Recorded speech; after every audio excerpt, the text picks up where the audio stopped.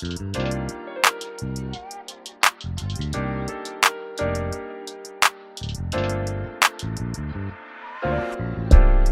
to another episode of One Day at a Time, Concentric Educational Solutions podcast, where we talk about the intersection of community education, entrepreneurship, and just great things that's going on in the community. I'm dressed out in my African American Alliance fatigue.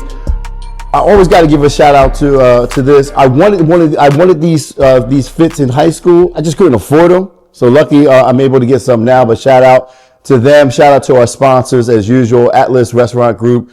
Visit many of their locations all throughout the DMV, but also Houston, Philadelphia. Give a special shout out to the Ruxton, where they have my chicken fried lobster tail and my butter rum cake.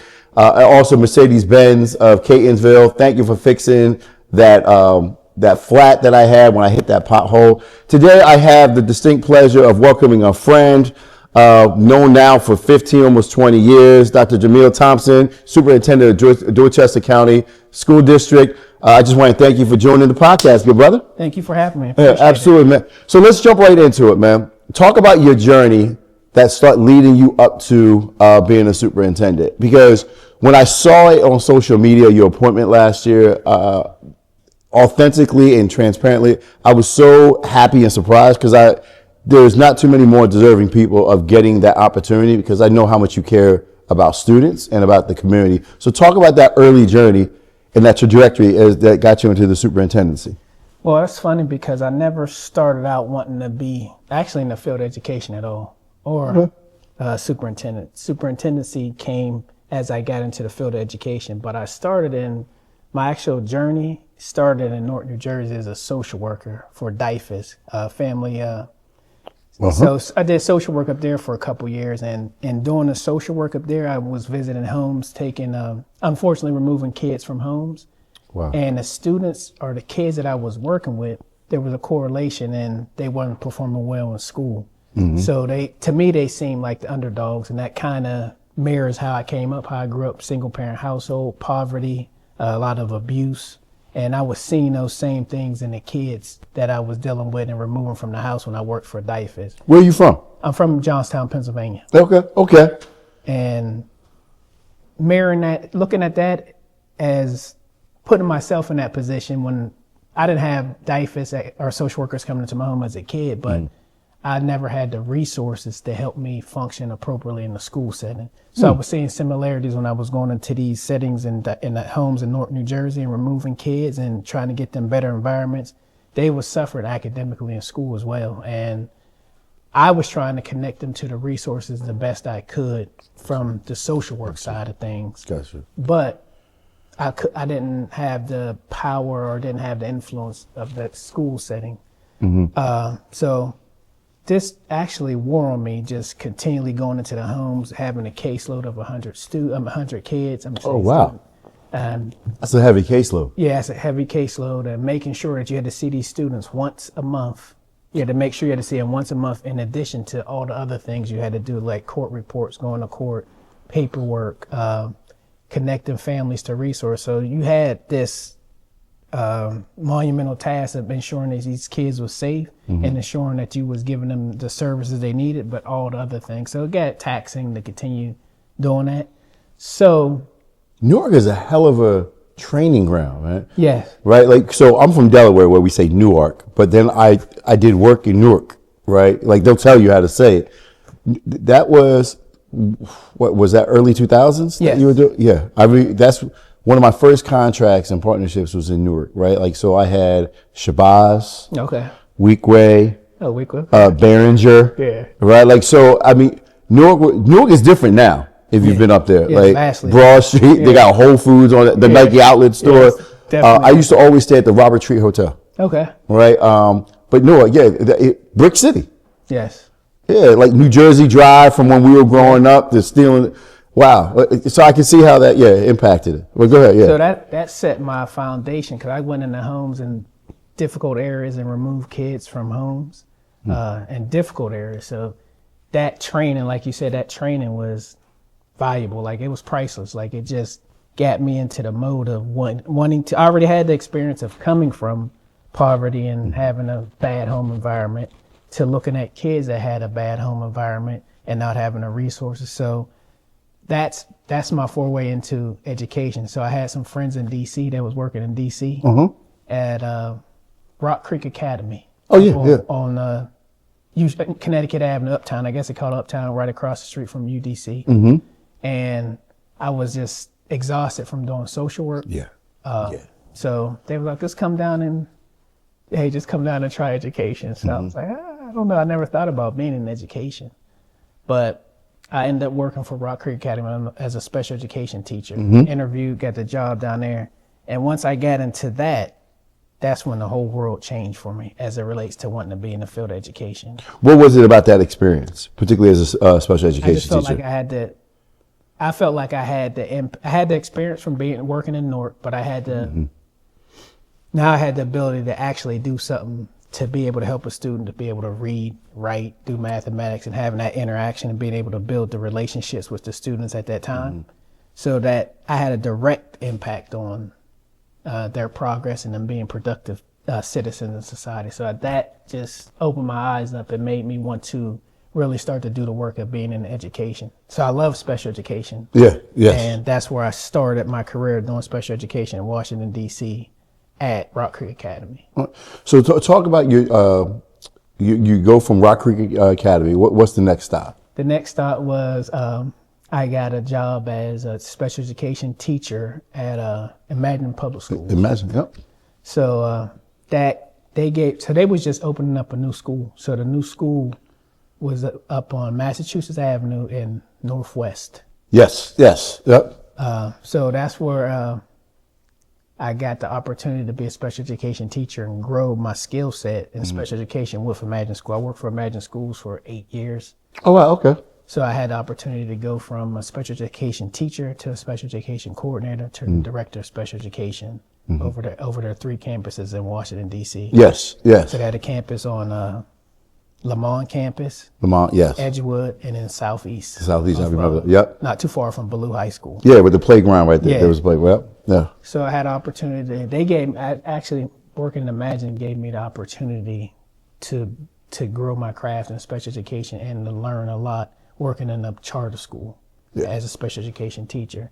So doing that for some time, as you know, special education, you can't go too much further in special education, kind of like pigeonholed to just being a special education teacher, director, coordinator, and that's pretty much it.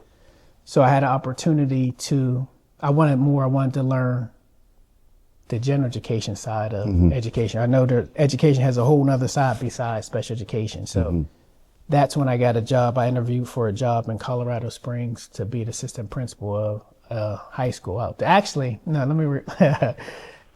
I thought that I could go from being a director of special education to a principal, like straight to a principal. And I interviewed for a principal job out in Colorado Springs of a middle school, but I didn't get the job, which was actually the best thing that happened to me, getting that principal job. That gave me the opportunity. The panel that interviewed us, Dr. Spencer, who was a superintendent at that time, got me to interview out there. And the panel, there was a high school principal on the panel, and he said, well, he didn't get the principal job, but I would like him to be my assistant principal at the high school, Sierra High School in Colorado Springs. So I was like, okay, I'll take the chance to. So I moved from DC to Colorado Springs, and I just took the chance to just go out there and see what happened as assistant principal. And in that 5 years, 4.5, 5 years I was out there, the growth that I had was crazy growth. Like I was able to just hone my craft and become so much better, and given the opportunity to be an instructional leader instead of being a manager of discipline. And was that intentional by Dr. Spencer helping you, or did he end up? No, well, this is what happened. The original principal that was there, he left after the year. Then Dr. Griffin, who's my man, he came in too, and he used to always talk to me about African American males being pigeonholed to doing discipline and special ed and nothing instructional. So what he told me, he said, I'm gonna make you instructional. So he put me over AP, he put me over the master schedule, he put me over instructional practice, he put me over a lot of things that got me into the classroom and being able to expand the AP courses and just he gave me the opportunity just to be myself but be myself in instructional, get away from the managerial stuff. So he was very instrumental in where I am now as it relates to my instructional practices and the way I look at academics and instruction in the classroom in a school as a district leader. So that gave me a insurmountable experience working with him over them last years, and we did a lot of great things at Sierra High School. And then he put me over to Freshman Academy, so I had the opportunity just to work with freshmen and deal with my freshman students. So that had the opportunity to come back to Maryland from Dr. Mitchell, who was a superintendent where I am. She came to Dorchester County, Maryland. I came back, interviewed for a position. They didn't have no principal position, but I interviewed for assistant principal position at Maces Lane Middle School over in Dorchester County. Worked there for 1 year. Then the principal left there and went to the district office. And then I interviewed and got the principal job at Maces Lane. Okay. So I stayed there for 3 years. And then at that time I wanted to start, I was like, being the principal, you have an impact on your building. But I wanted to have an impact on more than just the building. However, I had another opportunity to go work for a foundation and start a charter school, a private school. Okay. So I left the public sector and went to the private sector and educational foundation sector to work with educational foundation and to help be a co-founder head of schools of Polaris Village Academy. And I had the opportunity to do those two things simultaneously, and once I was doing that, once I was involved in that, I always in the back of my mind still wanted to start being a superintendent. So in my mind, I was doing stuff and making connections through the foundation and with the schools, with the private school, making connections with everybody, in hopes that one day if I got a superintendency job, I would be able to use leverage these connections and people that I met along the way to help me get a school system moving forward. Okay. So where I am now had an opportunity where they advertised for an assistant superintendent. So long story short, I got an opportunity to take that job. I interviewed, got an opportunity to take that job. Then that brought me to last year of 2024. Okay. 23. I got that job, and then my predecessor, he left February of last year, and then they did a worldwide search through HYA for opportunity for superintendency of Dorchester County. Oh yeah, Howard Young and they got everything. They got a lot of searches. So what's interesting, you have this tapestry that I always refer to of these beautiful experiences that when woven together make you who you are. I think early on in my career, like how many students and the experiences, the homes that you've gone into, like they make you, like they're inside of you. Like there are times I still get flashbacks from homes or experiences I had with students where I'm like, wow, like I remember that student. And now we're to the age now, like depending upon where you go, whether it's an airport, restaurant, you'll see ex-students, right? Wow, like, and there's that imprint. With what you're doing in Dorchester County, like what is your thought about and vision of what the imprint that you want to leave on Dorchester? Good question. I want to go back to something I left out that added to my journey. I also got elected to the school board of Talbot County Public Schools, which is I didn't know that. Yeah, was a neighboring county. So I sat on the school board for some time over there. I didn't know that. Yeah, so that prepared me too. Oh, you've had a lot. You've had all the cumulative experience. Yeah, so that gave me an opportunity to. How that's interesting. How did that experience being a school board member? How is that helping you as a soup?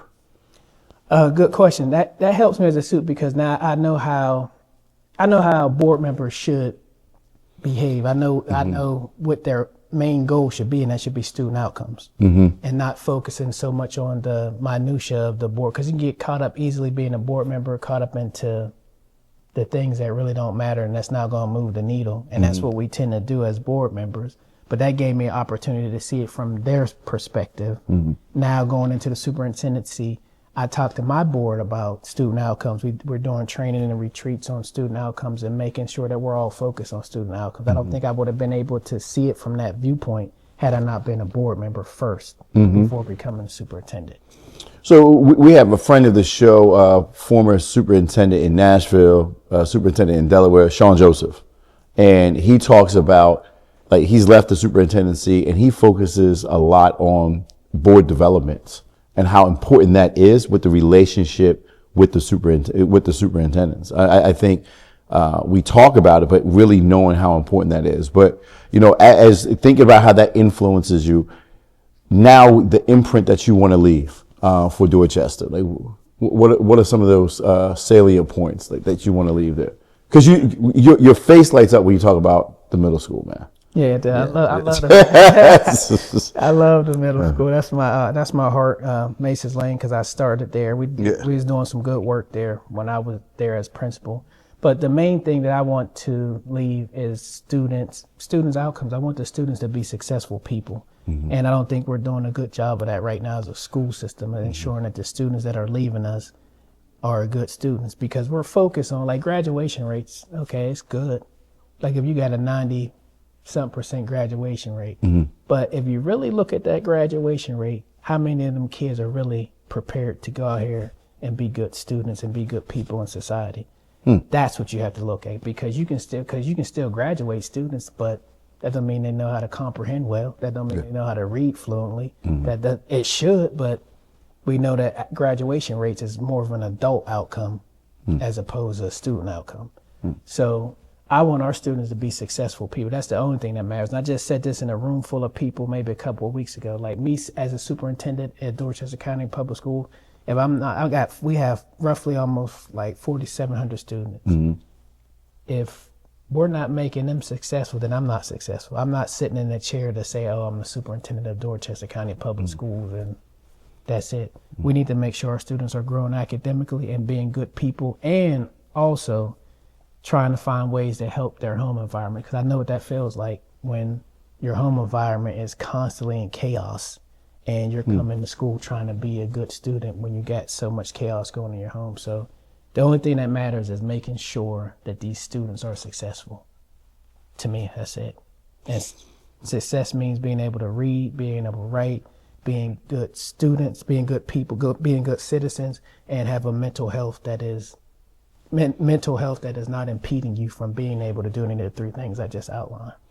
It's powerful, man. Is that when you talk about that early work, it's that, to me, it's that early foundational work on self, even in your professional life, like in Newark. And I can just imagine, like I was alluding to, like that those stories stick with you, those experiences, those visuals.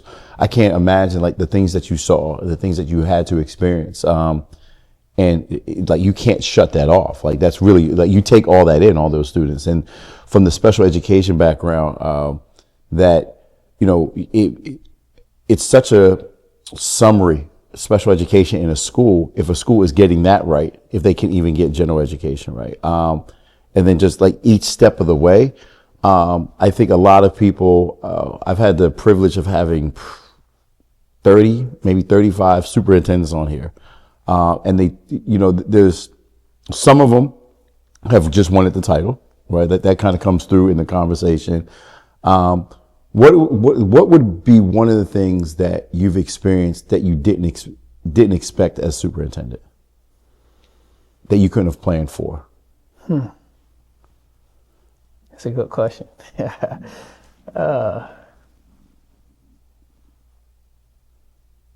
I guess I never thought that. I actually never thought that I should have thought about this, but it's the constant critique of you. I'm glad. Yes. It's the constant critique of you not doing something, or you should be doing this. This is wrong, this is right, you should have did it this way. And it's just that constant critique of you, and the constant critique of you, and if people really know your heart, then they would constantly critique you in a negative way. If they really knew who you were as a person, but they don't. But that's probably something that I didn't think of that would be constant, ongoing all the time. A constant critique of you, and they don't know your heart, and they don't know what you stand for. So they say, "Oh, why do you do this?" And this is just a dumb decision, and or this is, which is okay. You can say that, but it's that you don't know the true answers and what went into that decision to say, "Oh, this is a dumb decision," or "This is a bad critique of. This is a bad thing that he did as it relates to X, Y, and Z." And I've heard that, on a past guest we had Dr. Jenkins, president of COPPA, right? He talks about he grew up in Southeast DC, real close to Southeast campus for Imagine, and he went to Ballou and stuff like that. But he was just talking about like the challenges of leadership. Like it's not taught in a book, it's not taught in a class and stuff like that. But the vitriol that people come at you. Like you said, like they literally don't know like what goes into all that goes into a decision, and it's kind of like knowing the heart. I remember again talking to Sean, and he was like, "Man, like it's heavy. It's really heavy because you have so many different things that you have to consider in making one decision." But I will say this, man, wrapping it up, is that, and I say this with all sincerity, man, like there's such an evenness about you, right? And so this is my 16th year with like running Concentric, and like there's so many different highs and lows and stuff like that. It's now that I gotta give this shout out. You made the track up here on your birthday, man. Like happy birthday, man. Like that's deep. But like when I just celebrated my birthday last Thursday, like what I was celebrating was, damn, look, the reflection, 49 years. But then that day, my ex-wife had a stroke, right? But then you still have to show up, right? But just, you got to be even. And you have such a calming spirit, man. They always say what people are either a thermometer or a thermostat, right? And that you're clearly a thermostat. Like you'll just make it even. Like there's a calming presence with you, man. And I just want to congratulate you in your superintendency. Thank you for making the track all the way up here. And my prayers are with you. I know the students and the community of Dorchester County is fortunate to have you, and I applaud your success, brother. Thank you. Appreciate it. Appreciate you so much. Absolutely. I want to thank you for tuning in to another episode of One Door at a Time. As always, you can catch all of our content on concentric.world. Shout out again to the partners and our sponsors, Atlas Restaurant Group. I appreciate you, Alex, and Sam at Mercedes-Benz. Again, that cracked rim due to Baltimore City's potholes. No shade to Baltimore City, but you cracked my rim. Until next time, I'm your host, David Heiber. See you next time.